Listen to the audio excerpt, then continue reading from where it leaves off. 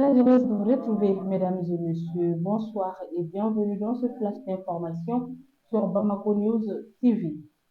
Le comité interministériel de gestion des crises et catastrophes s'est réuni le jeudi 10 octobre 2024 à la primature sous la présidence du Premier ministre Dr Choguel Koukala Maïga. Cette rencontre avait pour objectif de faire le point sur la situation des écoles affectées, notamment celles occupées, effondrées ou endommagées du fait des inondations.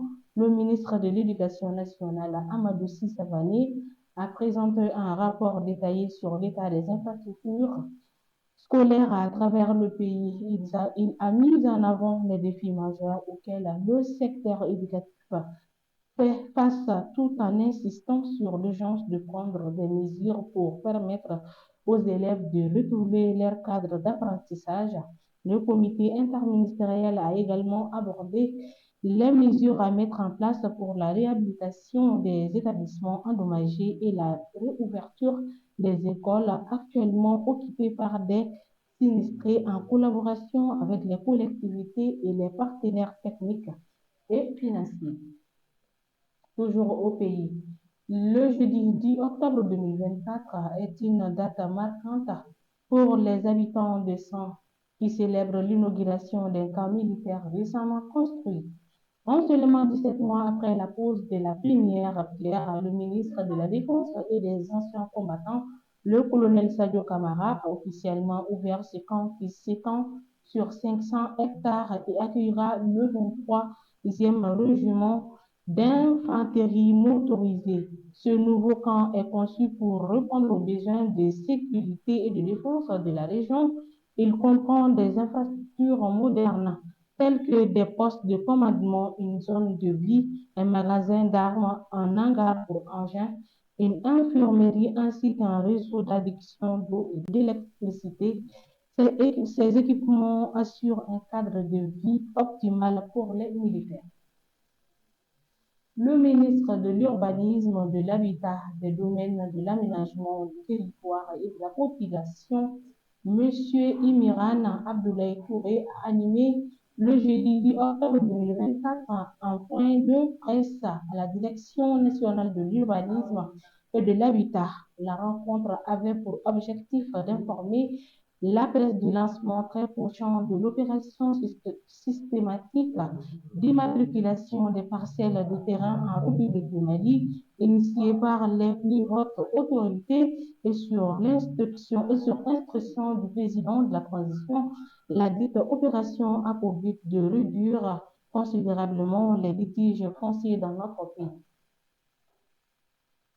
Le premier forum sur les états généraux de l'ordre des experts judiciaires du Mali s'est tenu hier dans un hôtel de la capitale depuis la création de cet ordre professionnel en 1988 sous le thème l'expertise judiciaire au service d'une saine distribution de la justice.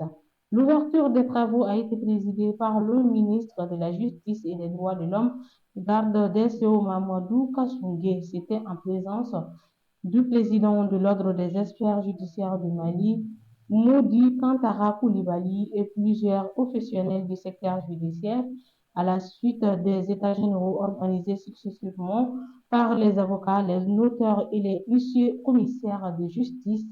C'est le tour des experts judiciaires d'organiser ceux de leur profession. Le gouvernement malien a annoncé une allocation de 135 millions de dollars pour les dépenses électorales dans la loi de finances 2025. Cette décision intervient alors que le Mali n'a toujours pas fixé de date pour ses prochaines élections dans un contexte marqué par des préoccupations persistantes en matière de sécurité. En septembre 2023, le gouvernement de transition avait déjà annoncé le report de la présidentielle initialement prévue en février 2024 sans fournir de nouvelles dates pour ce scrutin.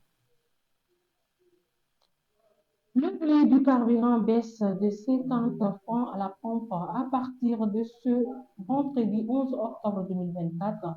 L'essence passera de 850 francs à 800 francs par litre. Le gasoil passera de 800 francs à 750 par litre. Pas de changement pour le gaz méthane. À présent, faisons un tour à l'international. Le président du Burkina Faso, chef de l'État, le capitaine Ibrahim Traoré, a reçu en audience le jeudi 10 octobre 2024 en fin de matinée un envoyé spécial du président de la République du Sénégal, Abdoulaye Bathily, et porteur de message du président Bassirou Diomaye Faye à son homologue, le capitaine Ibrahim Traoré. Je suis venu au Burkina Faso porteur de message du président Diomaye Faye dont je suis l'envoyé spécial. Ce message porte sur l'expression de la solidarité du président Diomaye Faye, de son gouvernement et du peuple sénégalais à l'égard du peuple du Burkina Faso dans les circonstances actuelles marquées par des attaques terroristes, a indiqué Abdoulaye Bathily à sa sortie d'audience. Il a exprimé les préoccupations de son pays face à la situation sécuritaire que traverse le Sahel et l'Afrique de l'Ouest tout entière. Au Niger, 9 responsables du régime civil nigérian renversés en juillet 2023 sont provisoirement déchus de leur nationalité, soupçonnés notamment d'intelligence avec une puissance étrangère et de complot contre l'autorité de l'État, a annoncé jeudi 10 octobre 2024 le gouvernement militaire. Et voilà, mesdames et messieurs, nous sommes au terme de ce flash d'information. Merci à vous de l'avoir suivi. Au plaisir de vous retrouver très prochainement. D'ici là, portez-vous bien.